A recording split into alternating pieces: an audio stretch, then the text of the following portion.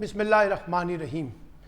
لگتا ہے کہ حکومت نے اپنے سیاسی لنگوٹ کس لیے ہیں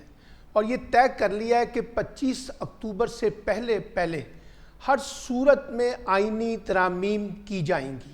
اور یہ حکومت کا دوسرا راؤنڈ ہوگا، کیونکہ پہلے راؤنڈ میں حکومت کو سیاسی سبکی کا سامنا کرنا پڑا تھا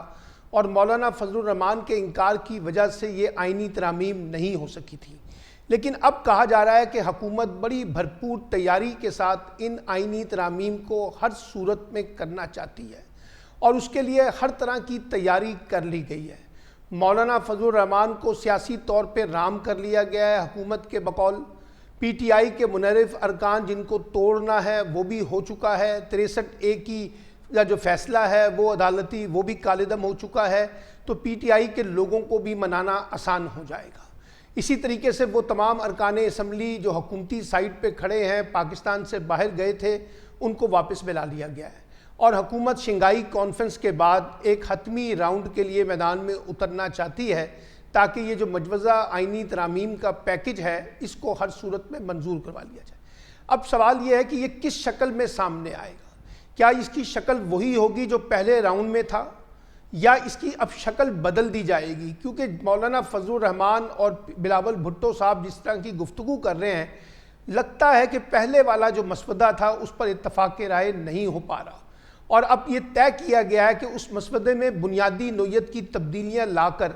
ایک نئے آئینی پیکج کی طرف بڑھا جائے۔ یہاں تک کہ وفاقی آئینی عدالت کے قیام کے حوالے سے پیپلز پارٹی بڑی مضبوط بنیادوں پر کھڑی ہے کہ ہر صورت میں وفاقی آئینی عدالت بنائی جائے گی، جبکہ جے یو آئی کا موقف یہ ہے کہ پہلے 5 موسٹ سینئر ججز جو ہیں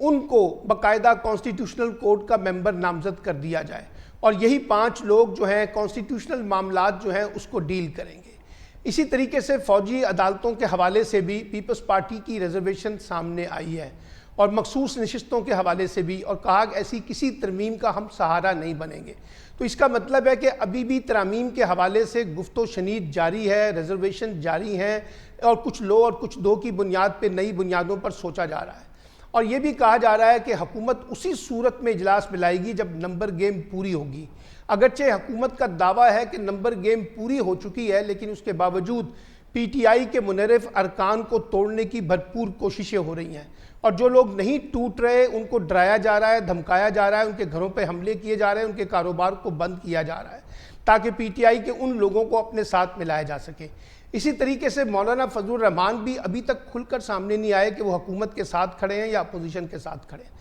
وہ پی ٹی آئی کے لوگوں سے ملتے ہیں تو پی ٹی آئی مطمئن ہوتی ہے کہ مولانا ہمارے ساتھ کھڑے ہیں، اور اگر وہ حکومت کے لوگوں سے ملتے ہیں تو حکومت مطمئن ہوتی ہے کہ مولانا ہمارے ساتھ کھڑے ہیں۔ مولانا نے اب یہ ایک نئی بات کی ہے کہ وہ اور پی ٹی آئی ایک مشترکہ مسودہ سامنے لے کر آئیں گے اور اسی کی بنیاد کے اوپر آگے بڑھیں گے،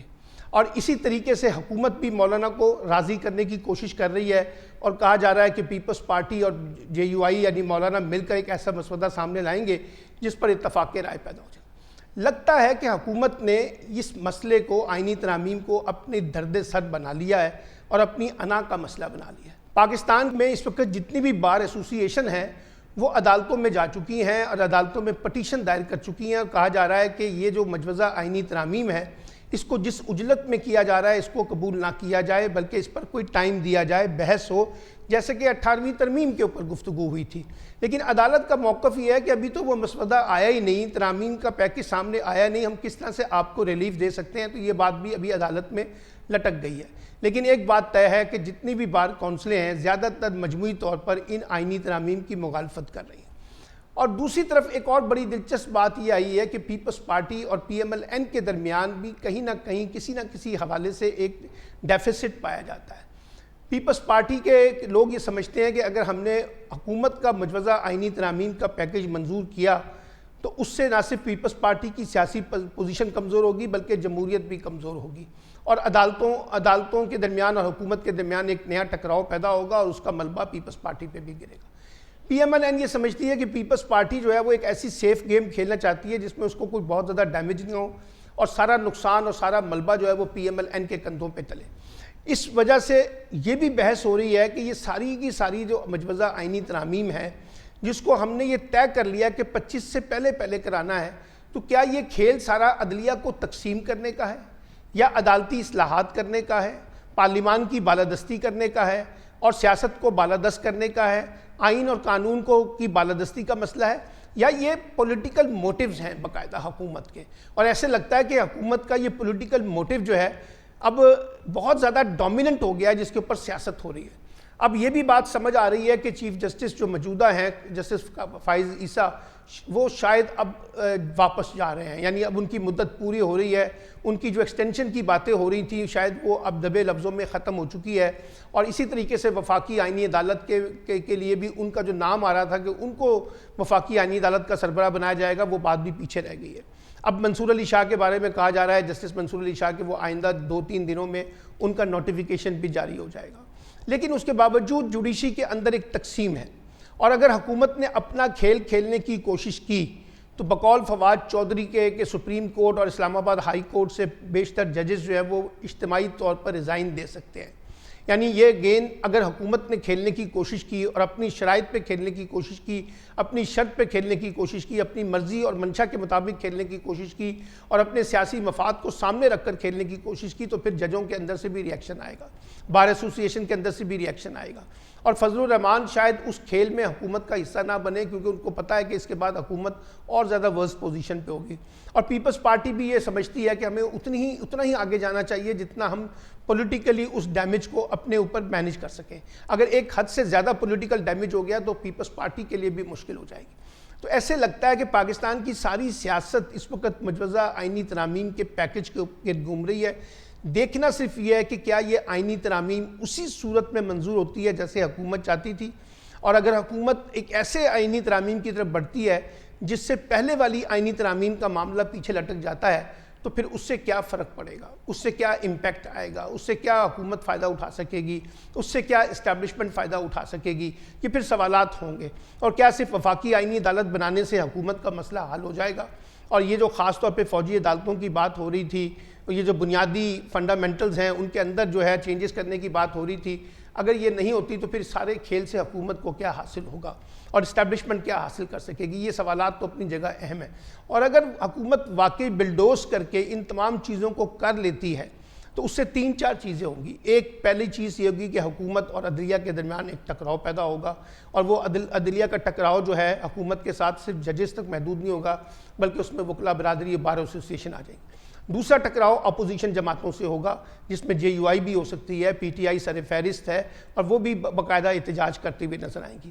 اور تیسرا جو ہوگا وہ ہم دیکھیں گے کہ جو اسٹیبلشمنٹ، حکومت اور اپوزیشن کے درمیان جو کانفلکٹس ہیں اس کے اندر اور راہ جو ہے وہ گہری ہو جائے گی اور زیادہ مسائل پیدا ہو جائیں گے۔ تو ایسے لگتا ہے کہ ہم یہ جو مجوزہ آئینی ترامیم کو جس عجلت میں منظور کروانا چاہتے ہیں اور ہر صورت میں 25 سے پہلے کروانا چاہتے ہیں، یہ ایک نئے کانفلکٹ کو جنم دینے کا سبب بن سکتا ہے، ایک نئی لڑائی کو پیدا کرے گا، ایک نئے ٹکراؤ کو پیدا کرے گا، ایک نئی مہاجرائی کو پیدا کرے گا، ایک نئی تقسیم کو پیدا کرے گا، ایک نیا جسے کہتے ہیں نا پنڈورا کھولنے کا سبب بنے گا۔ اس لیے اب بھی وقت ہے کہ حکومت اس بات کو سمجھنے کی کوشش کرے کہ اگر پارلیمان کے اندر رہتے ہوئے اس عجلت کے ساتھ، ڈر کے ساتھ، چھپا کے ساتھ، چوری چھپے طریقے سے، بغیر کسی مشاورت کے، بغیر کسی بحث کے اگر وہ قانون سازی کی طرف جائیں گے تو اس کی پولیٹیکل امپلیکیشن جو ہیں اور لیگل امپلیکیشن زیادہ سیریس ہوں گی، اور پھر اگر یہ منظور بھی ہو جائیں تو اس بات کی کیا ضمانت ہے کہ آنے والی جوڈیشری یعنی جسٹس منصور علی شاہ کی سربراہی میں چلنے والا جو پورا سپریم کورٹ ہے وہ اس کے اوپر کیا رد عمل دیتا ہے، کیا وہ اس کے اوپر ایکشن لے گا، کیا وہ اس کو کالعدم قرار دے گا؟ تو ایک نئی لڑائی جو ہے وہ ہم اس کی طرف دیکھنے کی کوشش کر رہے ہیں، اور ایسے لگتا ہے کہ جیسے حکومت نے یہ تو مان لیا ہے کہ جسٹس فائز عیسیٰ کے مقابلے میں جسٹس منصور علی شاہ کو ہی چیف جسٹس رہنا ہے اور انہی کے ساتھ مل کر آگے چلنا ہے، لیکن ان کے آنے سے پہلے جوڈیشری کے پر کاٹے جا رہے ہیں، جوڈیشری کو کمزور کیا جا رہا ہے، ججز کو کمزور کیا جا رہا ہے، ججز پہ دباؤ ڈالا جا رہا ہے، ججز کو ڈرایا جا رہا ہے، ججز کو دھمکایا جا رہا ہے، ان کو کہا جا رہا ہے کہ یہ حکومت کی ریڈ لائن ہے، اس میں آپ نے کراس نہیں کرنا۔ اور آپ نے دیکھا خواجہ آصف صاحب نے کل پھر کہا ہے کہ ان کو ڈر ہے کہ اکتوبر کے بعد جب چیف جسٹس منصور علی شاہ آئیں گے تو اس حکومت کا نظام جو ہے لپیٹا جا سکتا ہے، الیکشن پٹیشن کے کانٹیکس میں، جہاں انتخابی دھاندلی کے حوالے سے پی ٹی آئی کی پٹیشن ہے۔ تو یہ خوف بھی حکومت کے اندر ہے کہ آنے والی جوڈیشری جو جسٹس منصور علی شاہ کی سربراہی میں کام کرے گی، کہیں اس سے حکومت کا پورا نظام جو ہے مفلوج نہ ہو جائے اور حکومت کو گھر جانا پڑ جائے، پارلیمنٹ کو گھر جانا پڑ جائے۔ یہی وہ ڈر اور خوف ہے جس کی وجہ سے ہر صورت میں 25 سے پہلے آئینی ترامیم کر کے اس آنے والی جوڈیشری کو کمزور کرنا اور اپنے سیاسی عزائم کو مضبوط بنانا حکومت کی ترجیح کا اہم حصہ نظر آتا ہے۔